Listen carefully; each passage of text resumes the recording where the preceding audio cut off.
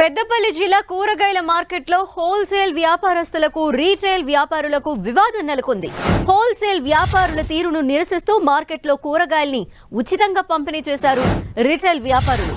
దీంతో కూరగాయల కోసం జనం ఒక్కసారిగా ఎగబడ్డారు. ఉచితంగా ఇస్తున్నారని తెలియటంతో వాటిని తీసుకునేందుకు పోటీ పడ్డారు.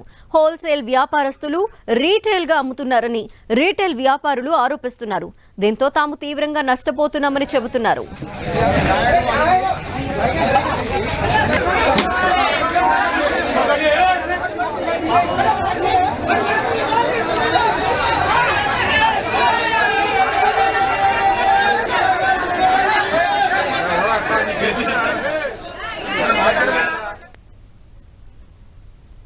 పెద్దపల్లి జిల్లా కూరగాయల మార్కెట్లో వివాదానికి సంబంధించి డీటెయిల్స్ మా ప్రతినిధి సతీష్ అందిస్తారు. సతీష్,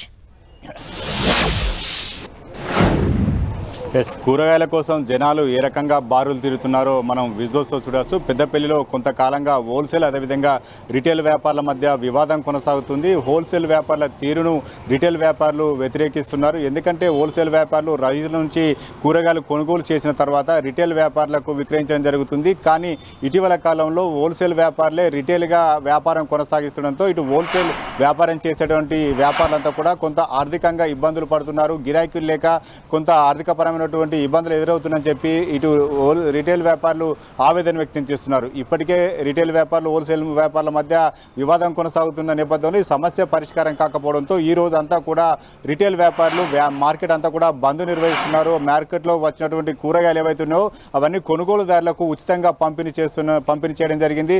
దీంతో ఈ కూరగాయలు ఫ్రీగా ఇస్తున్నారని చెప్పి సమాచారం అంతా కూడా ఒక్కసారిగా పెద్దపల్లిలో దావనంలో వ్యాపించడంతో చాలా మంది కూరగాయలు ఫ్రీగా వస్తున్నాయి కాబట్టి తీసుకోవడానికి జనాలంతా కూడా మార్కెట్ వైపు పరుగులు పెట్టారు. చాలా మంది కూరగాయలు తీసుకోవడానికి బారులు తీరినటువంటి పరిస్థితి. ఇంకా కూడా కూరగాయల కోసం చాలా మంది మార్కెట్ వైపు వెళ్తున్నారు. అయితే రిటైల్ వ్యాపారులకు హోల్సేల్ వ్యాపారుల మధ్య నెలకొన్న వివాదాన్ని పరిష్కరించాలంటూ ఇటు రిటైల్ వ్యాపారులు ఎవరైతే ఉన్నారో వారు స్థానిక ఎమ్మెల్యేతో పాటు ఇటు మున్సిపల్ కమిషనర్ కూడా ఆశ్రయించడం జరిగింది. అధికారులు ఈ విషయంలో జోక్యం చేసుకోలేదు. అయినా ఈ విషయం సద్దుమనగలేదు కాబట్టి ఈ రకమైనటువంటి నిర్ణయం తీసుకోవాల్సి వచ్చిందని చెప్పి రిటైల్ వ్యాపారులు చెప్తున్నారు. హోల్సేల్ వ్యాపారులు రిటైల్ వ్యాపారులు ఇద్దరి మధ్య సయోధ్య కుదిరితే తప్పించి ప్రస్తుతం అయితే మార్కెట్లో కూరగాయల విక్రయం సాగే పరిస్థితి మాత్రం కనిపించలేదు. ఇప్పటికైతే రిటైల్ వ్యాపారులు ఎవరైతే వారంతా కూడా నిరసన వ్యక్తం చేస్తున్నారు. కూరగాయల పంపిణీ మాత్రం పెద్దపల్లిలో కొనసాగిస్తున్నారు. అయితే కూరగాయలు అమ్మటానికి హోల్సేల్ కావచ్చు రీటైల్ కావచ్చు నిర్దిష్టమైన ప్రైస్ పట్టిక అనేది ఒకటి ఉంటుంది. దాన్ని ఫాలో అవ్వకుండా ఈ విధంగా వివాదం అవ్వటం పట్ల మర్చెంట్ అసోసియేషన్ కూడా రెస్పాండ్ అవ్వాల్సిన అవసరం ఉంది. మరి రెస్పాండ్ అయ్యారా? ఖచ్చితంగా మీరు చెప్పినట్లు హోల్సేల్ వ్యాపారులు రైతుల నుంచి కొంత లాభం చూసుకొని హోల్సేల్ వ్యాపారులు కొనుగోలు చేయడం జరుగుతుంది. ఆ తర్వాత హోల్సేల్ వ్యాపారులు రిటైల్ వ్యాపారుల వద్ద కొంత లాభం చూసుకొని రిటైల్ వ్యాపారులకు విక్రయిస్తారు. రిటైల్ వ్యాపారులు కొనుగోలుదారు నుంచి వారు కూడా కొంత లాభాన్ని ఆశిస్తూ వారు కూడా మార్కెట్లో కూరగాయలను విక్రయించడం జరుగుతుంది. అయితే ప్రస్తుతం నెలకొన్న పరిస్థితుల్లో హోల్సేల్ వ్యాపారులే రిటైల్కి విక్రయిస్తున్నారు. దీంతో రిటైల్ వ్యాపారులకు ఏమాత్రం లాభం జరగడం లేదు. వారంతా కూడా ఆర్థికంగా కొంత ఇబ్బందులు ఎదురవుతున్నాయి. కూరగాయలు కొనుగోలు చేస్తున్నాం, తమ శ్రమనంతా కూడా మార్కెట్లో పెట్టి విక్రయిస్తున్నాం.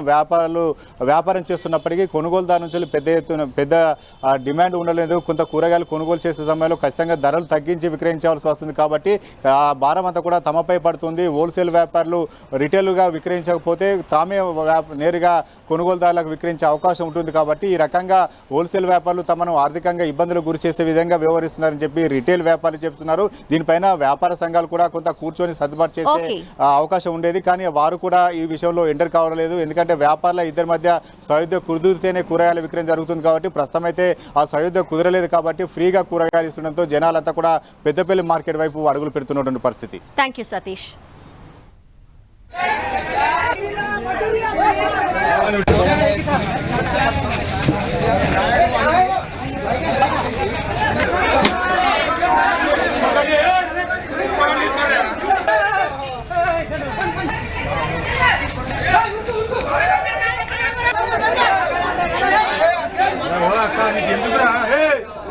మార్కెట్